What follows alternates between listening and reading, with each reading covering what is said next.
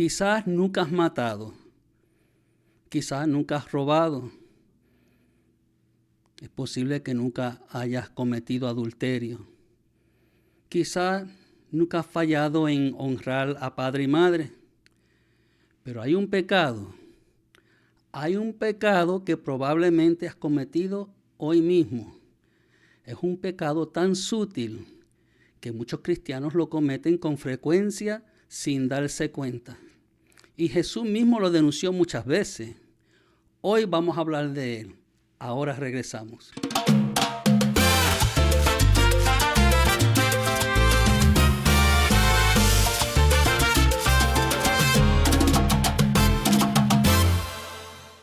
Yo he sido el que escuchaba las decisiones de otras personas y por dentro pensaba, pero si me hubiesen preguntado a mí, yo lo habría hecho muy diferente. O quizás yo hubiese dicho, yo lo hubiese hecho mucho mejor. Yo creo que esa no fue la mejor decisión. Y poco a poco, sin darme cuenta, dejé de confiar en la sabiduría de Dios para confiar demasiado en la mía propia. Y en ese preciso momento cometí el pecado del cual vamos a hablar ahora. ¿Ya saben cuál es? ¿Se lo imaginan? Se llama la soberbia. En inglés le dicen pride.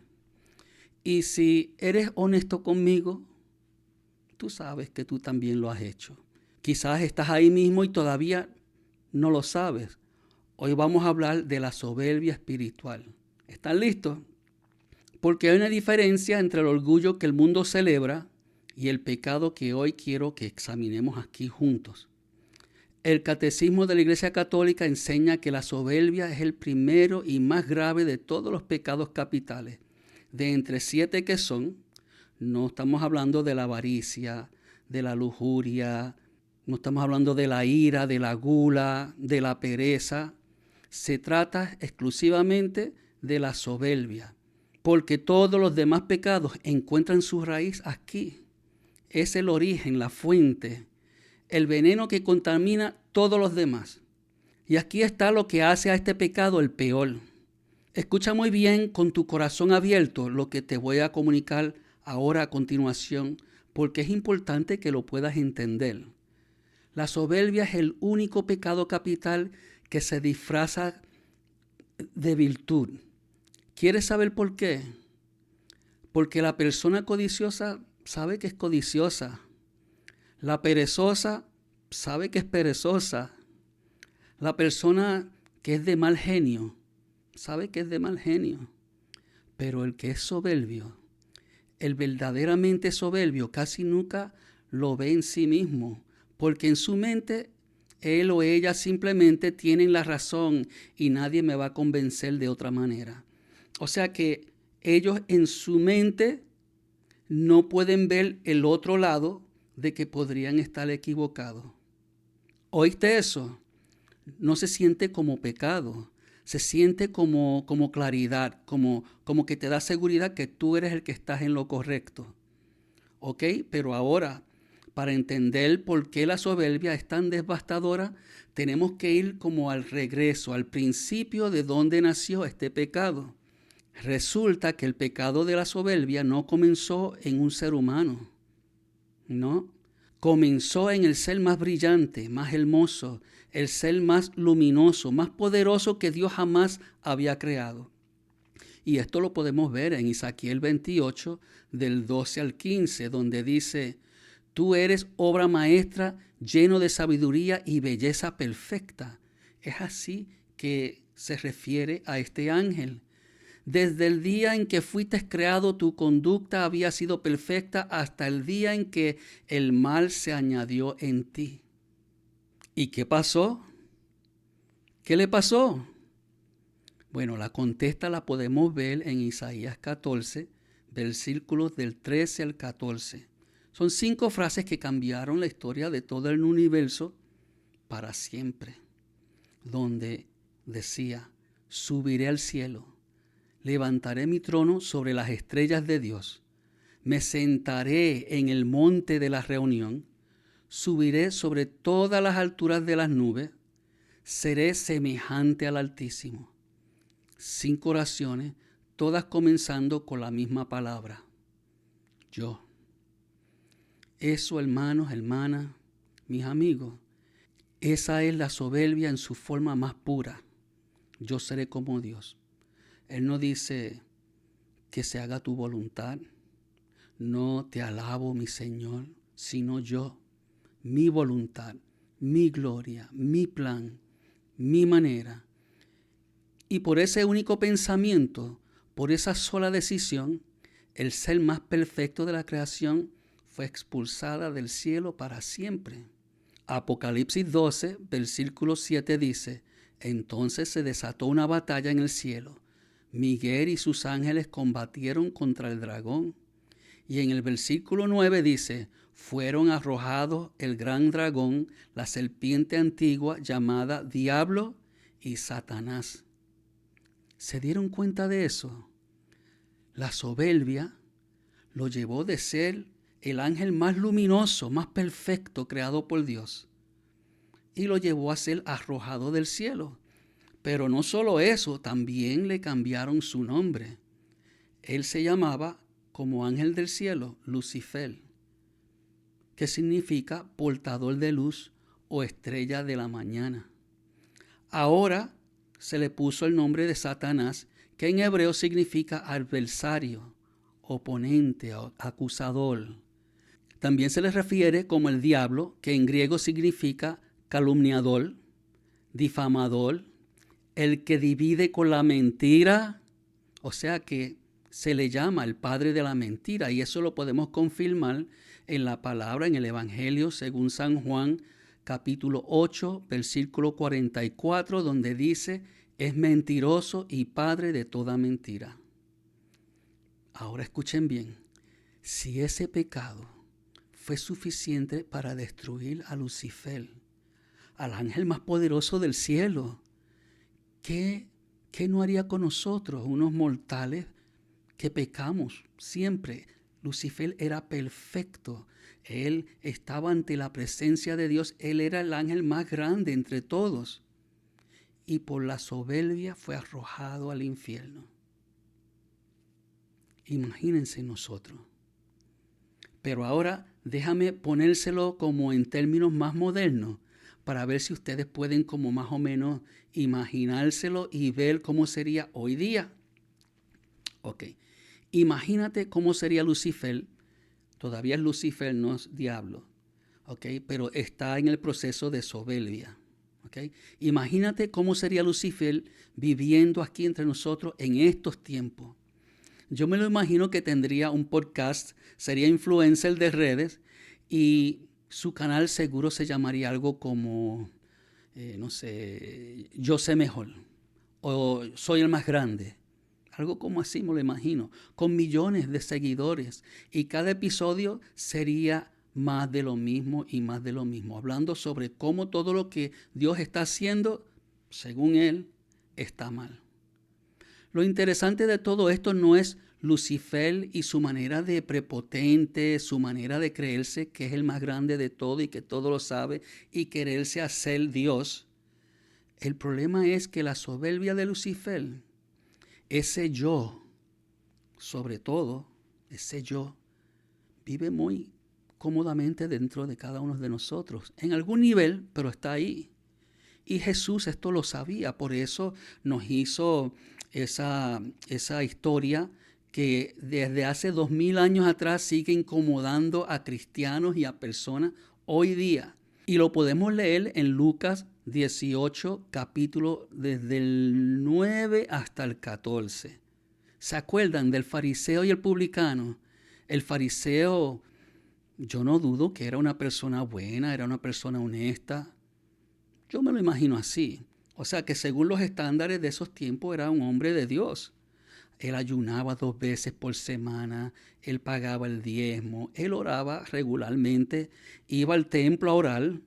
Dios, te doy gracias porque no soy como los demás hombres. No soy ladrón, no soy injusto, no soy adúltero, no soy como este publicano ahí. ¿Oíste eso? Entró al templo, el lugar de adoración, el lugar sagrado, a la casa de Dios, casa de oración. Y su oración fue básicamente: gracias, Señor, por lo bueno que yo soy, porque no soy como estos.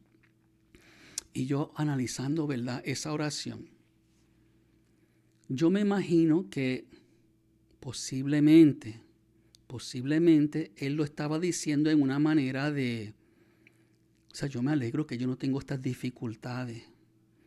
Yo me alegro que yo, pues, ese pecado de adulterio no, pues eso nunca ha sido algo mío.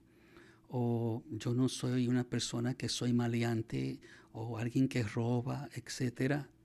Y quizás su intención fue hacerlo en ese espíritu. Sin embargo, cuando lo leemos nos da claridad de que él estaba juzgando. Él estaba dándole gracias a Dios, pero en una manera como que él se estaba elevando. Él se estaba presentando como mejor que los demás. En particular, este publicano, el que colectaba impuestos, el pecador que todo el mundo lo podía ver, el que todos despreciaban. Él entra al templo sin atreverse a levantar los ojos al cielo. Y él, me lo imagino, no se atrevía ni mirar hacia arriba, pero se daba golpes. Él se daba golpes porque él sabía que él era pecador. Y él sentía remordimiento.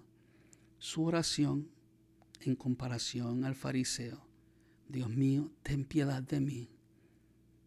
Ten piedad de mí porque soy un pecador. ¿Y cuál de los dos piensan ustedes que regresó a su casa justificado ante Dios? Jesús lo dice clarito: el publicano, el que se reconoció que estaba roto, no el que tenía el récord espiritual perfecto. En Lucas 18, versículo 14, más adelantito, dice: porque el que se hace grande será humillado, y el que se humilla será enaltecido. Esa es palabra de Dios. Ahora, aquí está la pregunta incómoda para ti. ¿Estás listo? ¿Cuándo fue la última vez que en tu oración se pareció más a la del fariseo que a la del publicano? Haz conciencia, haz memoria, recuérdate de la última vez que te pasó eso a ti. Yo sé que te ha pasado, ¿verdad que sí? Yo sé que a mí también. Incluso les doy un ejemplo. Mira, yo soy músico desde niño, desde muy niño, desde la edad 6, 7 años ya yo estaba empezando a aprender. Todavía no tocaba bien, pero estaba aprendiendo y ya me sabía bastante tono y ya yo podía tocar varias canciones.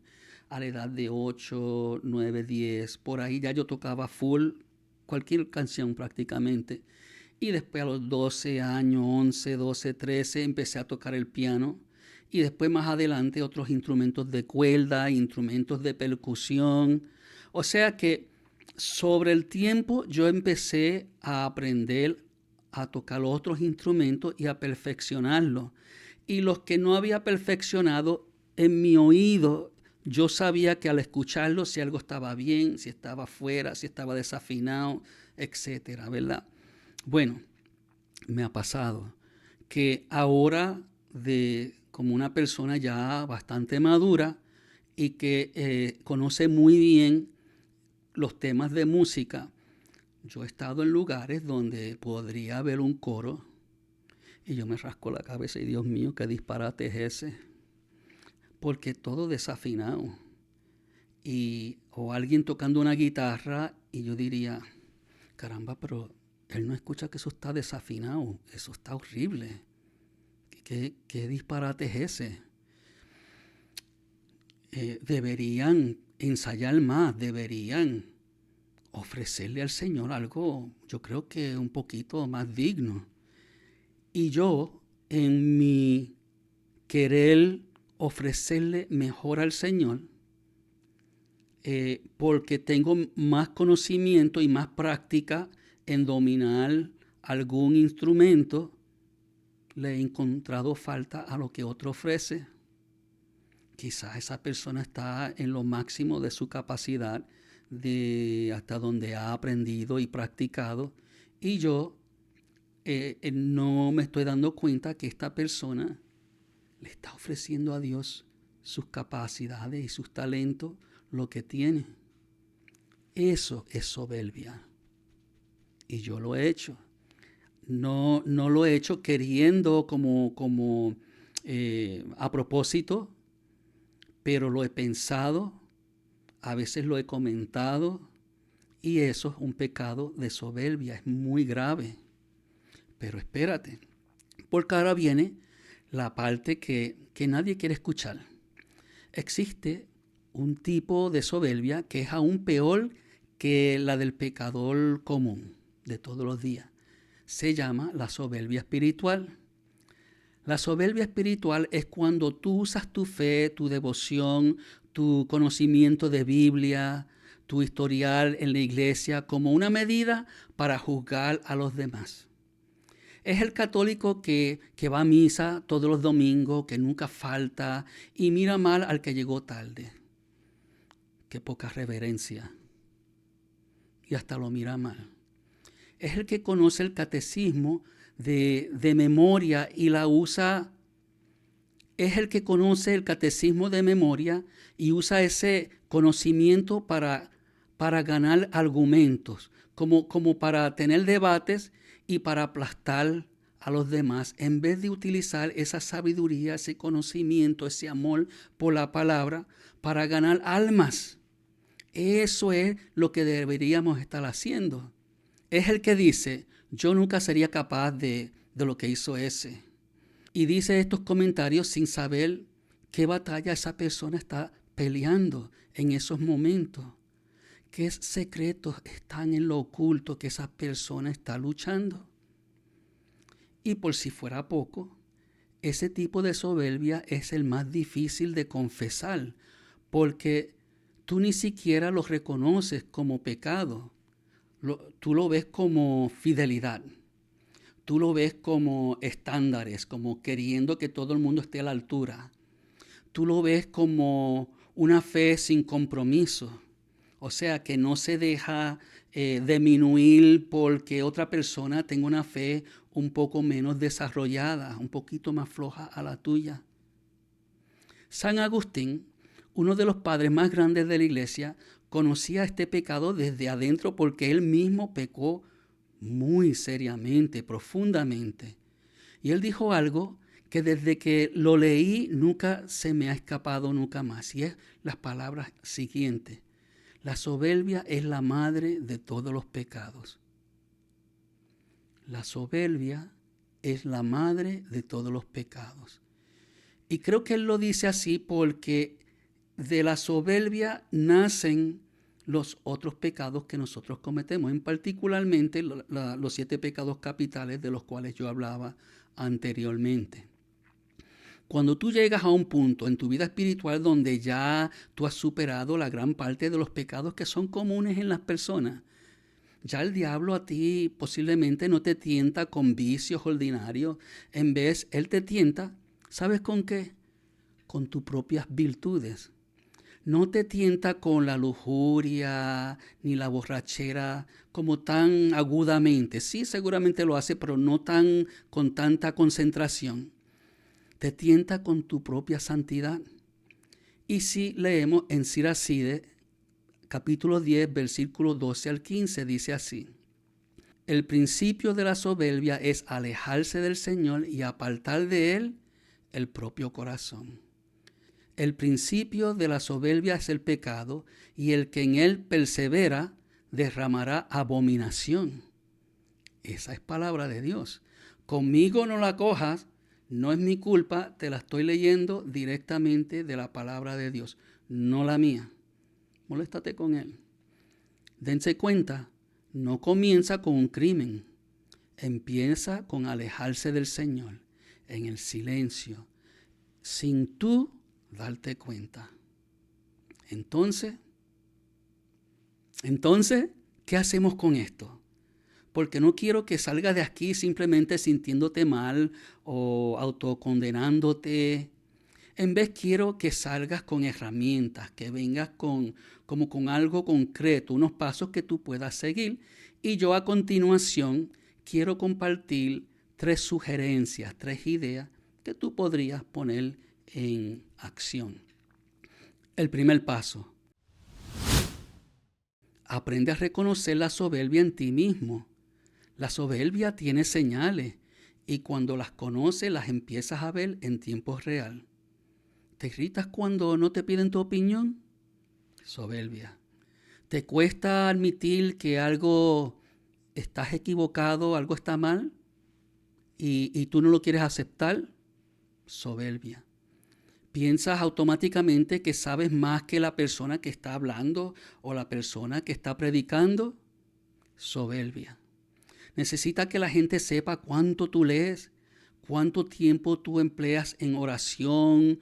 ¿Cuánto tú conoces de la palabra? ¿Cuánto tú sabes? Soberbia.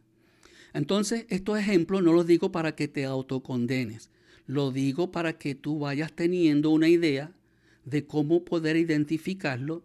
Y quizás hay varios, hay muchos que yo no dije, pero estos te ayudarán a abrirte la mente para que te recuerdes de otros ejemplos. Incluso yo te diría que si se te ocurrió uno que no dije, coméntalo para que me ayudes a mí también reconocerlo y apuntarlo y compartirlo con los demás. ¿Sí? Entonces, como les iba diciendo, lo que les estoy compartiendo, lo digo porque el primer paso para vencer cualquier pecado es poder verlo y también poder nombrarlo. No lo escondas en el cajón de las virtudes. Segundo paso: practica la humildad activa. No la pasiva, la activa. ¿Aquí a qué me refiero? La humildad no es creer que eres poca cosa o sentirte inferior. No es eso. Esa no es la humildad de la cual estoy hablando. Eso mejor yo lo categorizo como autoestima baja disfrazada de espiritualidad. La humildad es verte con exactitud, o sea, exactamente como eres, ni más grande ni más pequeño. Es ser real y reflejar lo que tú eres. Santa Teresa de Ávila decía que la humildad no es andar diciendo cómo de malos somos, que soy un gran pecador. La humildad es andar en la verdad. Y la verdad es esta: todo lo bueno que hay en ti, la verdad es que viene de Dios, viene del Señor, todo. Tu inteligencia, tus capacidades, tu fe, tu don de servir, de enseñar, como yo en el don de música, en tu capacidad de amar. Todo lo que Dios te ha dado es un regalo, no es un mérito. Entonces, cuando sientas que esa voz dentro de ti empieza a decir, yo soy mejor que, o yo lo haría mejor porque, de una vez detente y di mejor en baja voz o en tu interior: Señor, todo lo que soy es tuyo. Señor, me humillo ante ti, soy tu siervo. El tercer paso: la oración del publicano como práctica diaria. No se trata de la oración larga y elaborada que impresiona con cuánto tú sabes de teología o cuánto tú sabes de Biblia, sino de ser como el publicano, humilde. Dios mío, ten piedad de mí, porque soy un pecador. Y eso es todo, eso es suficiente. Si leemos en Santiago capítulo 6, versículo 6, lo dice muy claro y sin adorno: Dios resiste a los soberbios, pero da gracia a los humildes. 2 palabras clave: resiste y da. Dios no ignora al soberbio, Él lo resiste activamente. Y al humilde no simplemente lo tolera, sino que le da gracia y le da favor y le da fervor y le da todo lo que necesita para crecer. Y quiero cerrar esta parte con algo del libro de la sabiduría, capítulo 5, versículos del 8 al 9, donde dice: ¿de qué nos sirvió el orgullo? ¿De qué nos valió la riqueza de la que tanto nos orgullecíamos? Todo aquello pasó como la sombra. O sea que todo lo que alimenta el orgullo desordenado, todo lo que nos separa de Dios y de de todo lo que conocemos del Señor, todo eso pasa como sombra. Pero Dios nunca revela una enfermedad del alma sin ofrecer también el camino para sanarla. Pensemos, por ejemplo, en Pedro. Pedro, ¿qué le dijo el Señor con toda su confianza? Aunque todos te abandonen, yo no te abandonaré. ¿Se acuerdan?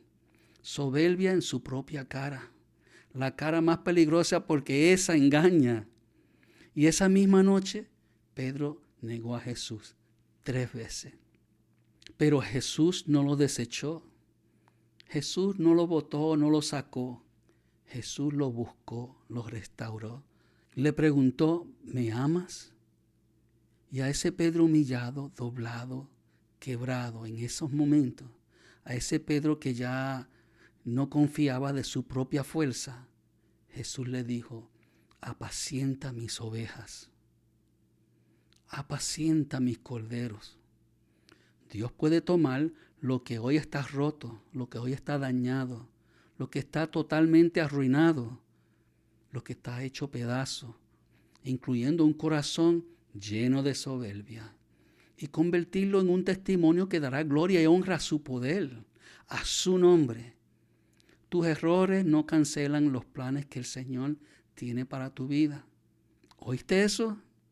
Tus errores, tus pecados, tu soberbia, nada de eso cambia lo que Él tiene para ti. ¿Por qué? Porque Dios no está en el negocio de destruir soberbios. Él está en el negocio de transformar a cada uno de nosotros en santos humildes. Créelo. Hermanos, hermanas, amigos, terminamos con este pensamiento. La soberbia no te descalifica. Reconócela, confiésala y quedarás libre. El que dice yo no tengo soberbia, abre el ojo porque ese lo más probable es el que más grande soberbia tiene. Pero el que dice Señor, reconozco mis debilidades, reconozco que la soberbia está en mí, ayúdame. Ya ese va por buen camino. En Santiago 4, versículo 10, cierra con esta promesa. Humillaos delante del Señor y Él os exaltará. No tiene el mundo que exaltarte. No tiene que exaltarte la iglesia. Si te humillas delante del Señor, Él solo basta. Y tú te darás cuenta. Solo Dios basta. No lo dudes. Él es fiel, siempre fiel. Así que amiga, amigo, ora conmigo. Señor, hoy te pedimos perdón por tantas veces que hemos puesto el yo sobre ti. Por todas las veces que hemos juzgado, que hemos creído que éramos mejores, que hemos usado nuestra fe como escudo para no ver nuestra propia miseria. Señor, danos la gracia de la humildad. No la humildad falsa que dice que somos poca cosa, sino la humildad verdadera que sabe que todo lo bueno viene de ti. Que cuando la voz del yo primero se levante dentro de nosotros, podamos escuchar más fuerte tu voz y responder, hágase en mí según tu voluntad. Esto te lo pedimos, oh Señor, en el nombre del Padre, del Hijo y del Espíritu Santo. Amén. Hermanos, si este mensaje llegó a tu corazón, ayúdame a compartir este video con otras personas que necesiten escucharlo. A este video denle like. Y si aún no te has suscrito al canal, es el momento de hacerlo, de integrarte a esta comunidad, a este ministerio, para que así no se te pierdan ninguno de los episodios. Les aviso de antemano que la semana que viene le estaré compartiendo un canto nuevo en lugar de un episodio de A Contracorriente, porque voy a estar viajando y compartiendo con una familia donde la esposa de mi amigo murió de cáncer. Resulta que él tiene cáncer, su hermano tiene cáncer, mi hermana tiene cáncer, una amiga muy íntima mía tiene cáncer. Es una enfermedad horrible que está acabando con nuestros familiares, con nuestras amistades, y yo quiero pasar un tiempo con ellos y por eso no voy a poder grabar un episodio, pero sí les voy a compartir un canto nuevo. Pero la semana más arriba estaremos aquí, Dios mediante, listo para continuar con otro episodio de A Contracorriente. Así que si te has decidido seguir a Cristo sin retornar, sin mirar atrás, móntate en mi barco, agarra un remo y empecemos a remar, tú sabes cómo, ¿verdad? A contracorriente. A contracorriente, caminando en fe, perseverando en Cristo y su magnífico poder. ¿Qué importa la prueba y la duda?